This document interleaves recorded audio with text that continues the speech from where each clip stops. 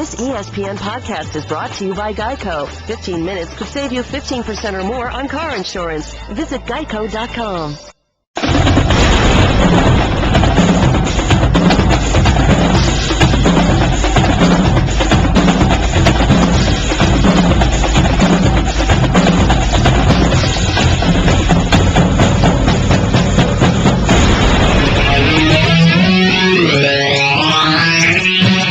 Passion, opinion, must-hear radio.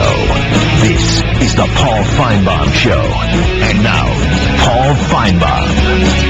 Welcome you back. 3 more hours to go, and 2 head coaches, a number of players, and much conversation remaining. And we will also, about an hour or 2 from now, play the response from Nick Saban. We had his initial comments, and then we'll let you hear what he said in response to a question that I had posed. 855-242-7285. We're back with Will in Mississippi. What's up, Will? Saban retirement announcement didn't transpire like I'd hoped, but that's all right.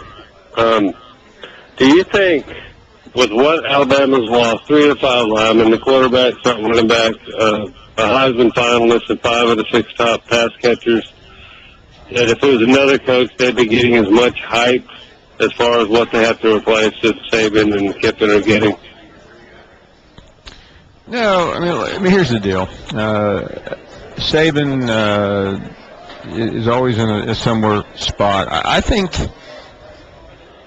some people are not giving his defense enough credit. I think the defense has been the Achilles heel of the last 2 years, and at least on the hype meter, Will, it's the best in the country. Yeah, I mean, but man, they just have so much production to replace. And I know that's true, but you know, if you have a defense that is supposed to be as good as this one is promoted to be, then where are your problems going to lie? I mean, I'll just reflect what I've heard all day. The experts don't think the Georgias and the LSUs and the Arkansas are the issue. They think the issues for Alabama are the Ole Misses and, of course, the Auburns, and obviously if they see Ohio State again. I mean, this is why July, and we're in the middle of July, is truly the silly season. We think we know so much, and we find out how little we know or how little accuracy we have in our predictions. Well, yeah, you're 100% correct, but I just want to say you've been just great this whole week. You've been just stellar. That little vacation you took really did you good, and that goes, of course, for the whole staff. They're always on point. But really appreciate you taking my call, and have a great rest of the week, buddy. Thanks, Will. It's always a pleasure to visit. Lance is next in Tennessee. The SEC media has made me a little bit sick. You got Marshall Spears acting like Kentucky's going to beat Florida. I mean, I'm tired of big shots telling me Florida has no chance when they don't even know nothing about Florida. I mean, when y'all going to take the diapers off Butch Jones? I mean, tell me that, Paul. Treat him like a man. I mean, they won 76 last year. They got beat 34-10 by Oklahoma last year, and the media was talking about how they got better. The same week, Florida beat Kentucky by 1 point, and we're getting worse. I mean, where would y'all line between Florida and Tennessee? Because I'm getting a little bit sick of the hype, man. I understand a scrimmage game. That's all it is. A spring game is controlled practice, Paul. You know that as good as I do. And I understand Josh Dobbs. I mean, he's more like Bo Wallace to me. I mean, we got to wait and see. I ain't talking about picking Florida to win the East, but I ain't seen no optimism at all. I mean, I'm just a little bit hard about it. I mean, if somebody needs to do their homework on Will Greer, and you'll see that we got a quarterback. I mean, I understand that Florida ain't how do you know that, and what do you base that on, Lance, other than you being a fan? This ain't fan talk, Paul. I've seen the highlights. I've seen the man. You've seen the highlights? The high school. You watched the spring game, Paul. You just watched the misses. Are you telling me that you're this is all based on the spring game, huh? No, sir. I'm talking about when he came out. You listen to Tom Luganville's breakdown. You go back and watch the interview of him. You're really giving me some solid. Listen. You give me some solid reasons here, my friend. No, check this out. You heard Jim McElwain talk about yesterday about Bernard Hargraves and his dad being a coach. I mean, Will Greer's dad was a coach. This man's been doing 3-step, 5-step stuff. He's mentally prepared. No, it ain't great, Paul. What's Tennessee done? What about games on the field? Florida ain't lost nobody. Dante Fowler. We beat Tennessee and Georgia last year. Doesn't matter. You're not going to act like we're going to lose to Kentucky this year? Don't you think that's a little bit crazy? Come on, man. That's disrespectful. Disrespectful. I'm not the smartest man in the room, but I can guarantee you Florida beats Tennessee 5-3 this year in the SEC. Okay. You're going to guarantee that. I hate to guarantee anything to that stupid. How are you going to guarantee that, Lance?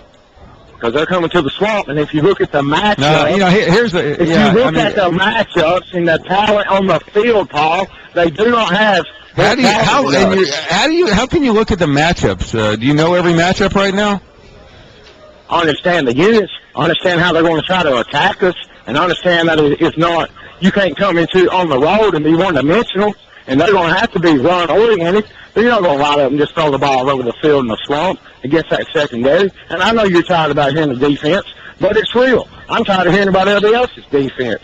But everybody keeps saying talent, and you just dismiss. Okay, listen, Lance, I'd love to continue all day. Fortunately, we're out of time. We'll be back. We're live at SEC Media Days. When our water heater...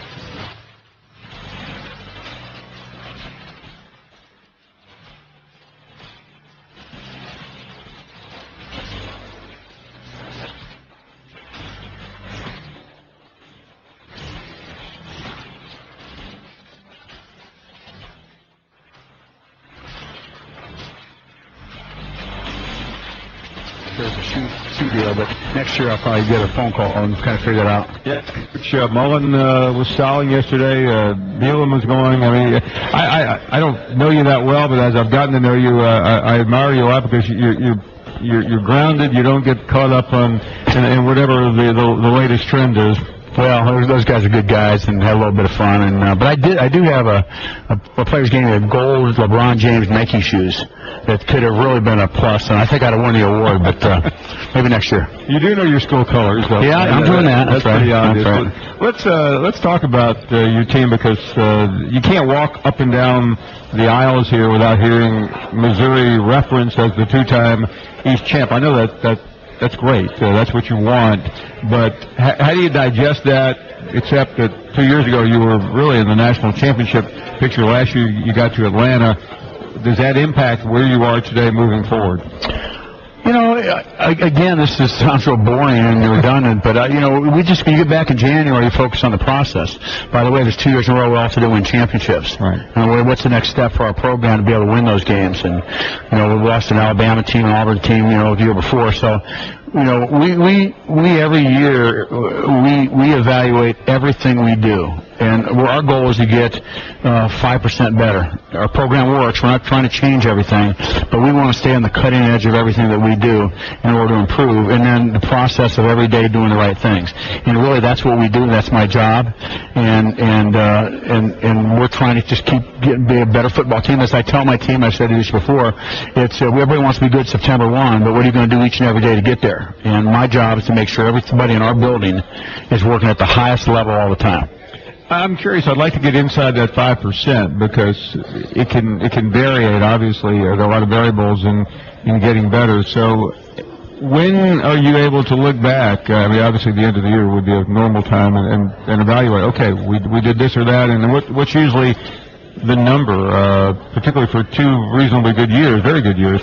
Well, I think what we do is whether it's recruiting, a recruiting visit, whether it's the Sunday after our visit down, and we play at Tennessee, and we evaluate everything that happened during that week and what happens. We evaluate certainly our recruiting, our evaluation system all the time. We evaluate it, look at it, tweak it. We do that with offense. We do that with defense. The point is, and I learned that from Don James, is that, you know, you never arrived. we don't want to change a lot of things because what we do works, but there are always little things you can do to make yourself better, and that's what we try to do. And that's really 3 to 5% every year. Sometimes it might be 2%, but win or lose, that's what we do, and it's worked well for us overall. And you use the word process from Don James. Nick Saban has used that a few times. Don James guy. Yeah. You guys were teammates. There's a reason for that. Not to compare and contrast, because you're both very successful coaches. You met for the SEC championship, but do you ever look over at him or anyone else, particularly someone that comes from the same school that you, and see how he does it versus how you do it, process versus process? Yeah, a little bit. I look at everybody that's been successful. I like to read a lot about all kinds of coaches, people who run businesses, and people who overcome adversity, and how you deal with people, and so I'm constantly trying to make myself better too. But Nick's very, very organized, very, very detailed. I know he got them from Coach James and Belichick, and his lineage is a little bit different than mine. But at the end of the day, it's still about you got to run your program the way you want to run it. But you're also, if you sit back at all, and that's what I'm kind of scared. You sit back at all and say, hey, we got the answers, then you're doomed. And it's important that my whole staff and all my team feel the importance of improving, and that's really the emphasis that I place. And sometimes I would think you progress from one year to the next with the same people, but that hasn't always been the case, and it's not the case right now. Yeah, that's right. Things happen, and you have to adjust, and that's also good too. That works itself, and that's my job to make sure everything's functioning at a very high level. I know I'm getting inside the numbers, but I'm fascinated by this. You lose some great players, to say the least. You just have to look at the draft and figure that out for yourself. But does that impact it, or is it still the same basic outline? It's fundamentals. We're doing this, we're doing that. Players are interchangeable, as great as they may be. Yeah, it is. I mean, it is. Again, we have a way that we lift weights. We have a player development program. We have a way that we practice. That we have, that again, we do all these things certain particular ways, and you plug new players in. But our challenge as coaches, is to make sure that we get our players to play their best. That's our job to do that. And if they're young, if we get young, that's what we have to do. And I always tell our players we have no excuses. That's one of the big components of our football program. And it's the same way with the staff. We don't have excuses, nor do I. We lose good players. It's going to happen. We've been developing players. We've got to move them up. We've got to get them ready to play. Chatting, of course, with Gary Pinkel, being the two-time SEC defending East champ, it's a line we use, as I mentioned a couple of minutes ago. Within, and I know you've already explained quite eloquently how you moved on, but I would imagine to the people and to the fans of your program that has to mean a great deal. How do you take what it means and get to where you want to get, which is obviously a championship? Yeah, and magnify it. I think. You think about our preparation. You think about that we got to develop our players better. We got to recruit better. All those little things are really important. Staying healthy is going to be critically important. So I think that that's something that you do, and you understand that's going to be important for us to take the next step. And bottom line, you got to get it done. And I lost 2 divisional championships in the Big 12 too. So somebody today made me aware of that. So but that's it's one of those things that sometimes it's difficult. You're working hard to do it, but you keep persevering, and eventually we plan on doing that, and hopefully we can get that done. It seems like whenever I've been through Columbia, I mean, the fans are great. They love the SEC, but they also don't feel like maybe they're getting enough respect. I realize you're a football coach. You don't deal in perception. That's what people like us do. But you do see a lot of fans. You talk to groups. You talk to alumni. Do you feel like your program is getting enough respect? I think nationally, yes. And I think the SEC and the brand names have been a huge huge for us, our football program, and to have some success to the level we've had in this league, I think there's no question.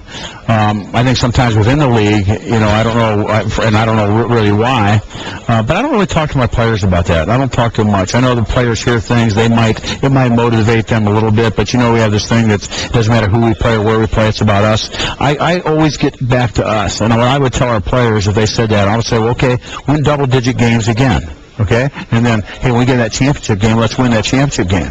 So let's put it on us to keep developing that. And you want to be known as a great team and a great program, then that's how you do it. And that's kind of the approach I take with it. And I wonder, because I heard someone say today, Coach, Missouri's done great, but look at the scores in the championship games. And I mean, it takes so much to get there, and you're going to play a great team. I mean, you played at, obviously, Alabama was number 1 in the country. Auburn was ascending. I think they were number 2 at the time. You played them, or number 3, and the games didn't go well in the second half.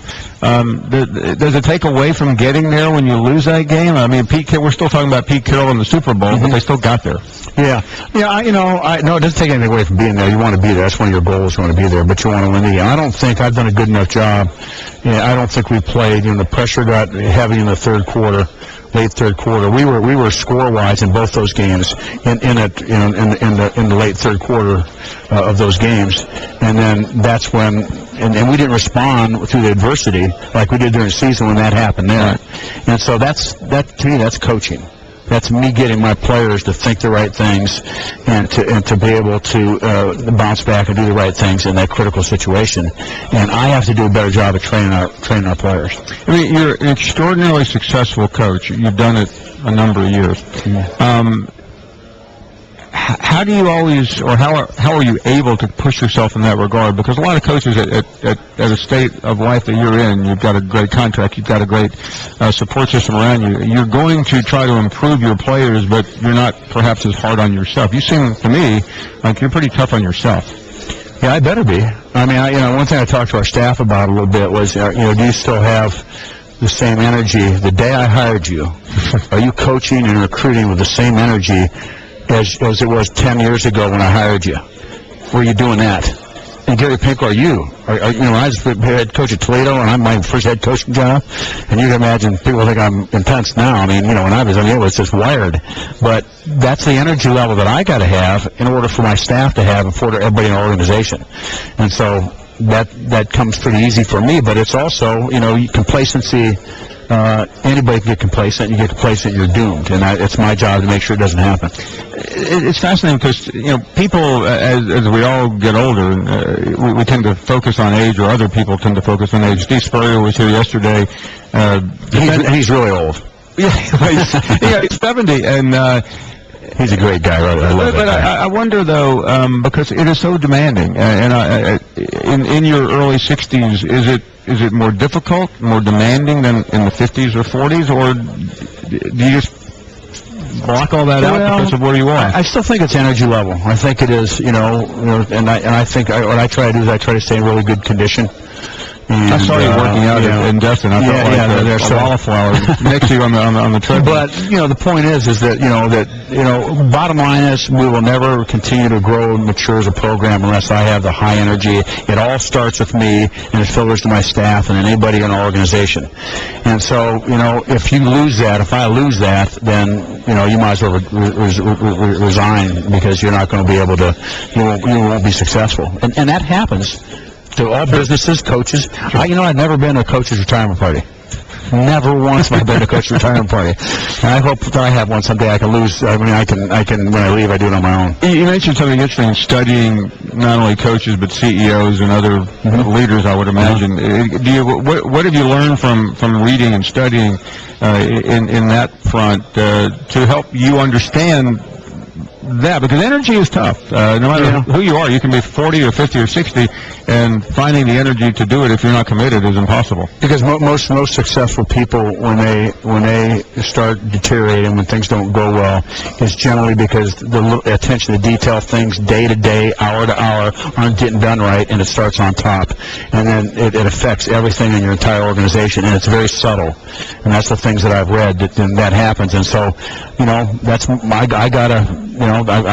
love coaching. I love my players, and when I continue doing this, I don't know how much longer. I mean, I can certainly see another 5-7 years, but hopefully we can. That's a good answer, brother. But we can have another. It's very calculated.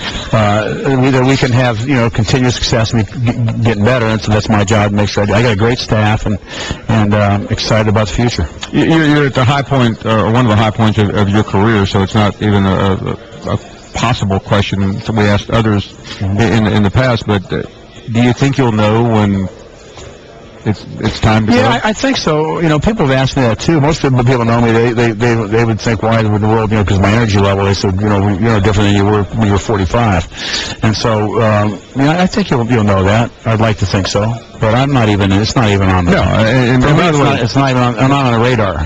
We're not suggesting you're coming after 2 trips to Atlanta. But your fan base would be in shock if you suddenly announced today that you're moving on. But that's not going to happen. At least 5 to 7 more years for you Mizzou fans. Coach, this has been fascinating. Really enjoyed talking about some things outside of what happens on the field. I appreciate it. Thank you. Great to visit. We'll take a short break. Thanks to Gary Pinkel for being with us. We'll talk a little about the Arkansas Razorbacks. That's a pretty important game every year for the Missouri Tigers. We'll be right back. Hi.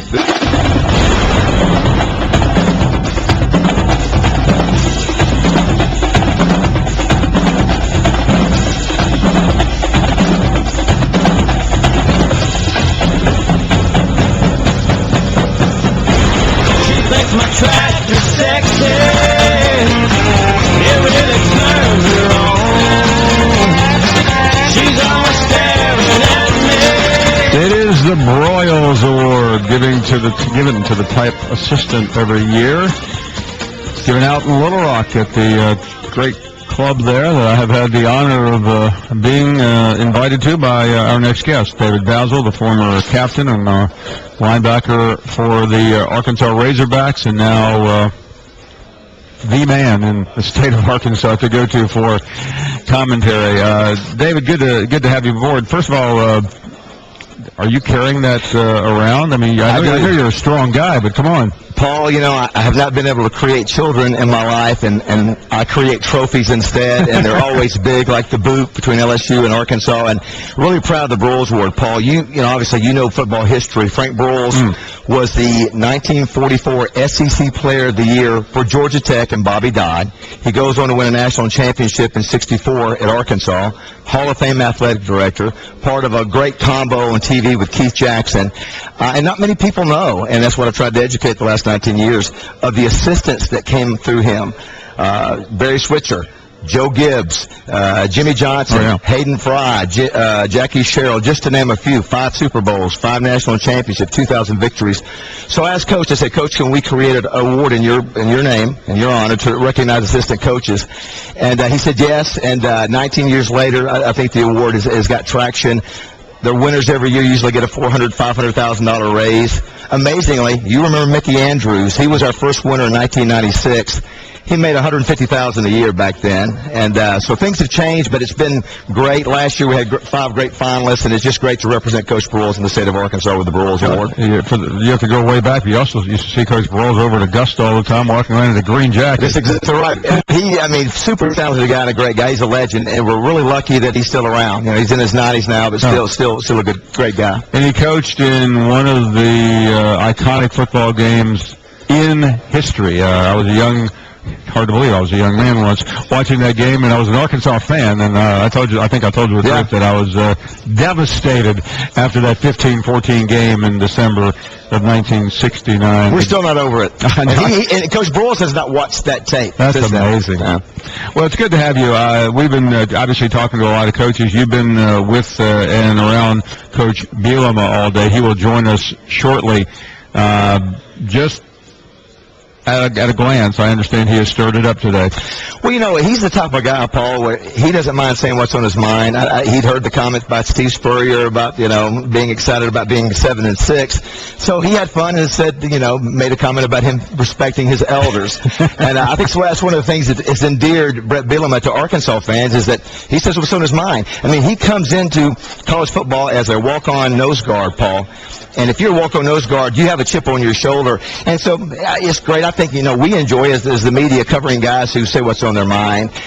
He's a very, you know, intense, emotional guy, but he's a very likable guy, too. And I think he's, you know, really connected with the people of Arkansas. You know, it's so interesting, David. I remember the day he was hired, and a lot of people were literally shaking their head. They didn't understand it. They didn't know where Jeff found him.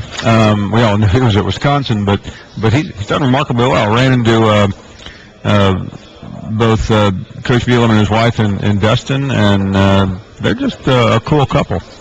Yeah, they sort of the first couple of Arkansas, and Paul, you're right. When the hire was first made, a lot of Arkansans like, who is Brett Bielema? We don't follow the Big Ten football, yearly, but I do think he's coming here, and you know, he's gotten his nose bloodied a little bit, and I think though he's earned the respect, I think, of fan bases from the other schools. I think he's earned the respect of the media to say, listen, he understands this is the SEC, and now for the first time in 3 years coming here, you hear a different attitude about the Razorback football program. There's respect. There's like he's got that program going the right direction, and it's a team that, you know, hey, listen, every game's a winnable game, I think, Paul. You know, they may not win every game, but they can step on the field and compete. That hasn't been the case the last few years. And I think too often people forget how great and storied that tradition is. I know we're talking about it with Frank Broyles, but Arkansas football is a big-time entity in that state. There are other schools, but none are on that same plateau. That's exactly right. And, you know, you think of what Frank Broyles did. He put it on the map. And then, you know, he brings in Lou Holtz, who I played for. And Lou did some great things. And then we've had some success. We've been to Atlanta a few times under Houston Nutt and Danny Ford. And then we've hit some speed bumps just when you think you're getting ready to get over the hump and the program is going back. We had, you know, the situation with Bobby Petrino and John L. Smith. But I do think that he's the type of guy. He's invested in the community, Paul. And I think if he can get over the hump, he's creating an identity. You know, I think we can get back to that national respect. Now, maybe not to what Coach Broyles did, because in the 60s, Arkansas and Texas were the two prominent teams in the country. No doubt. Yeah. Let's talk about that for a second. You walk around the South this summer and you hear the buzz for Tennessee, and then you hear, oh yeah, in Arkansas. Arkansas isn't getting that kind of buzz, but some people think maybe they'll end up with a better season than Tennessee. Although the two teams play, and that's a big game. I think that's a very big game at Tennessee, and I think you do. I think, you know, they're the Arkansas of the East, we're the Tennessee of the West, and I think, you know, which team is going to break through. That game, I think, gives that team the chance to have a breakthrough season. It's never easy to win, obviously, in Knoxville, but again, I think the difference there, Brandon Allen, you got a guy who's had 24 starts. Nobody in the SEC has a quarterback with that many starts, Paul, and I just think, you know, Brandon Allen gives Arkansas a little bit of an advantage over some of those games. We'll talk to Bielema about some of these things later on, but he had a comment earlier today, actually just a few moments ago, when they took a knee against Texas. He said, and I quote, "It was a proud moment, borderline erotic." Well, I didn't hear that, but I would not doubt it, and it fits because if you're an Arkansas fan, Paul, you know there is nothing better than to not only beat Texas, but just basically owned Texas in that game. Wasn't close, completely dominated the Longhorns. And Razorback fans, it doesn't matter if you win one game. If you beat Texas like that, we like you. Yeah, no, there's so many questions I would like to ask you. Obviously, a matinee idol in the state of Arkansas, but it is interesting because that has always been the game, and what a moment for the Razorbacks. Well, you know, you close at the end. You know, you beat LSU.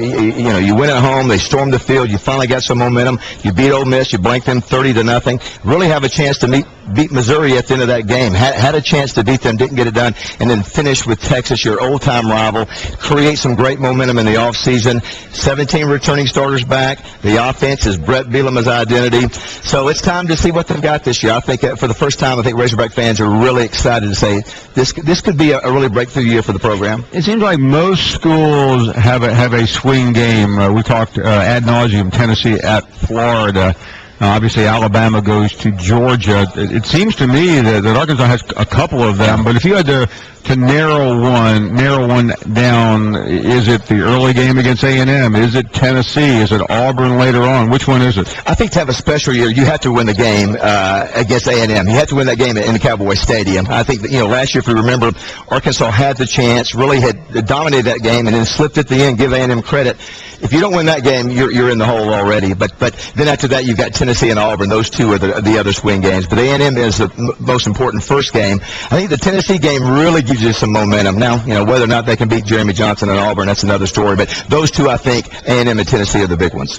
David Bazzel, always kind to us. Some of you will remember our visit to Fayetteville, and David brought the red snoot. I put it on. I've tried a couple of times to do the hog cheer, but you've done a great job. Listen, I'm proud to be from Arkansas, at least the last 30 years of my life, and the fact that I can provide some swag, some Razorback swag, just so you and John can remember us up there in the northwest part of the SEC. You were nice enough to give my wife and I a couple of sweatshirts, and this winter it was cold. We were jogging around one day, and some lady ran up to me and said, "Are you an Arkansas fan?" That's what you wanted to hear, right? I said, I am now. David Bazzel, always great to visit. Thanks so much. We're here at SEC Media Days, and we will take a short break. Love to hear from you. 855-242-7285. Mr. Erotic will join us in a couple of minutes. Brett Bielema will ask him about that, maybe the quote of the year so far in the SEC. And I'm sure Charlie Strong was happy to read it as well.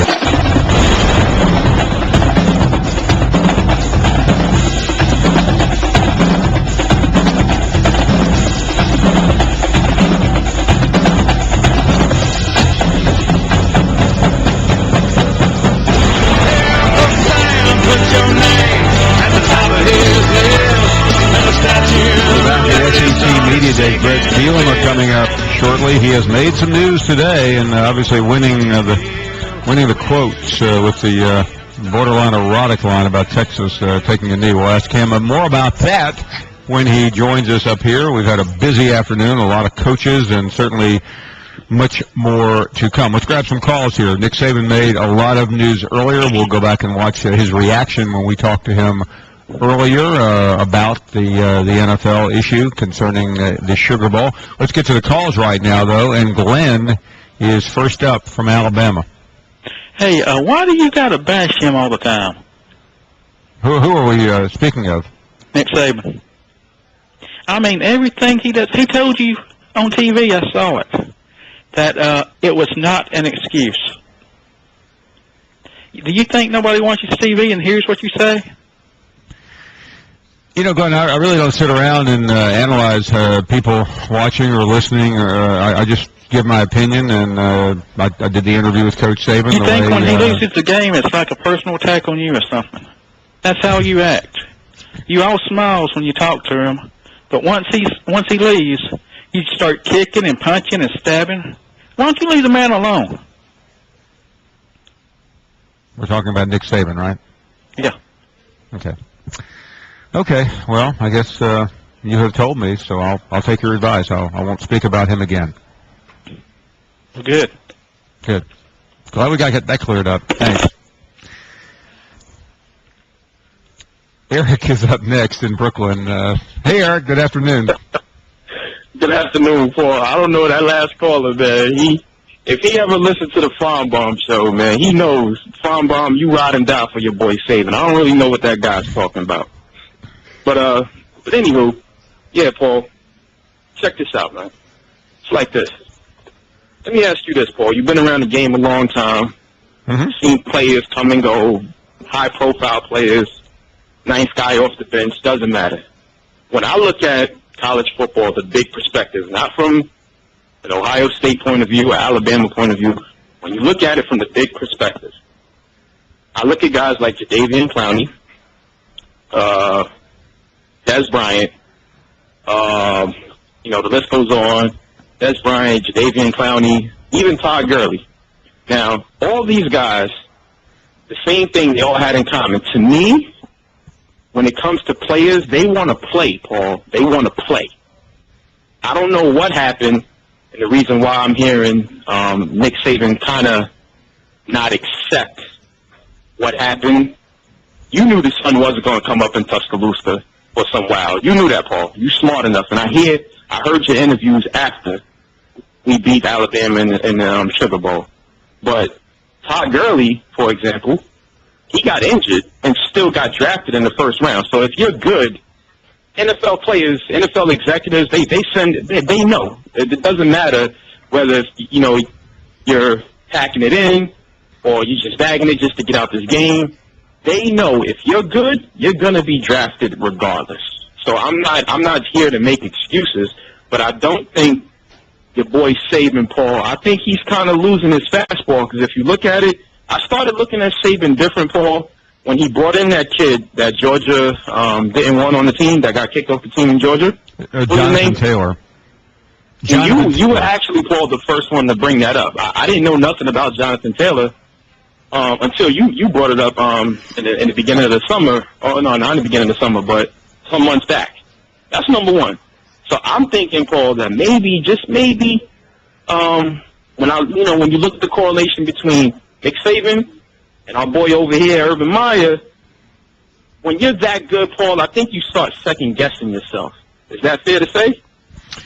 I think it is, and I am as big a fan of Nick Saban as anyone, Eric. You know that. You listen to the show. I don't even know what the previous caller what he was talking about. I have found some of Saban's comments to be perplexing and over these last 2 years. And I said it on ESPN seconds after his press conference on Jonathan Taylor. I thought that was one of his lowest moments that he has had. I spoke to him about that recently for a piece I'm doing, and he is defensive about that, but it's understandable. I mean, that's a different issue. But today, I think he came in here with a lot of things in his mind, and when Nick Saban loses, he looks for reasons why.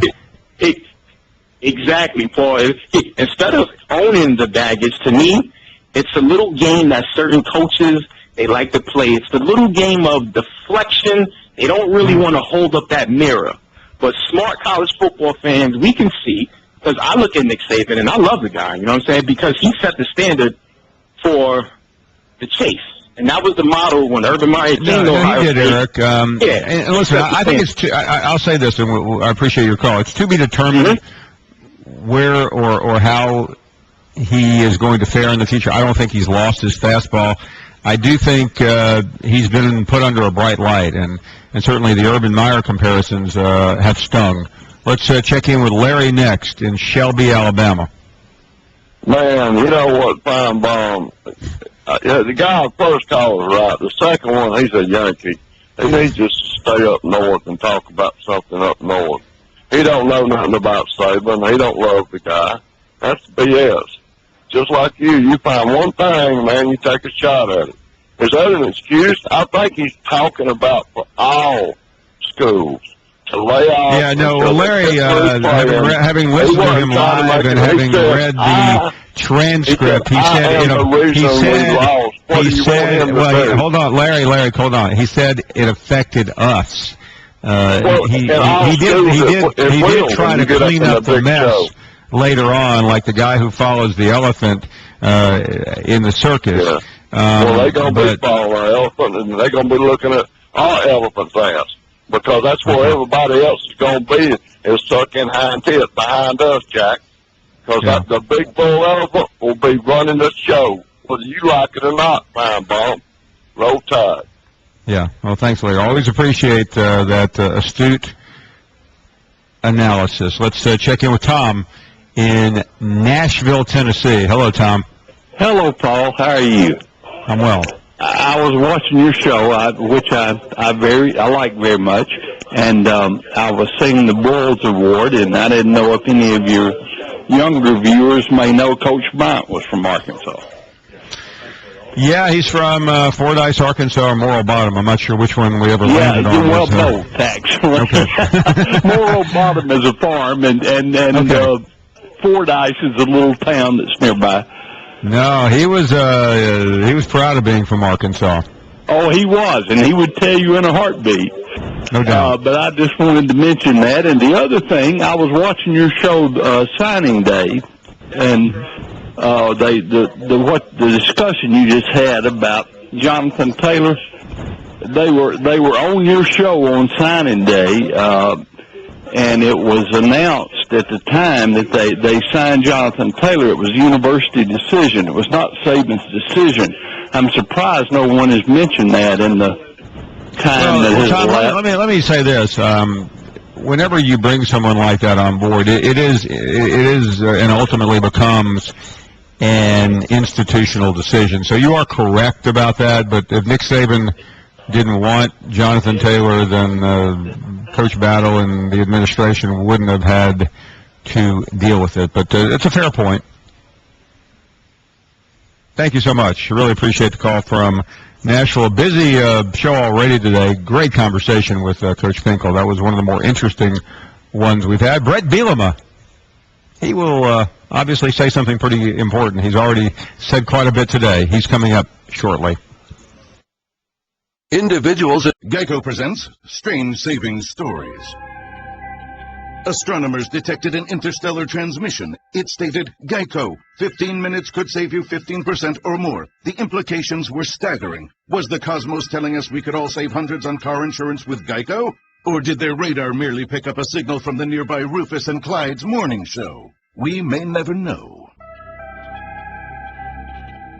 Geico. 15 minutes could save you 15% or more on car insurance. And now, for Geico's edition of Stuff Found in Your Car, we go inside your side door pocket. Hello, yes, the crumpled receipt with gum in it. From your anniversary dinner, you sprang for expensive wine, your server was Beth. That dinner was a couple $100. Money you could get back if you switched to Geico and saved hundreds of dollars on your car insurance. I bet you'd save that receipt, frame it even. But really, where did I go wrong? Was it the corkage fee? Geico. 15 minutes could save you 15% or more on car insurance. Visit geico.com today. The Boston Red Sox begin the second half with a road trip to the AL West, where they'll face Mike Trout and the LA Angels. Dives in, and he made the catch! First pitch is Sunday at 8 Eastern on ESPN and on ESPN Radio.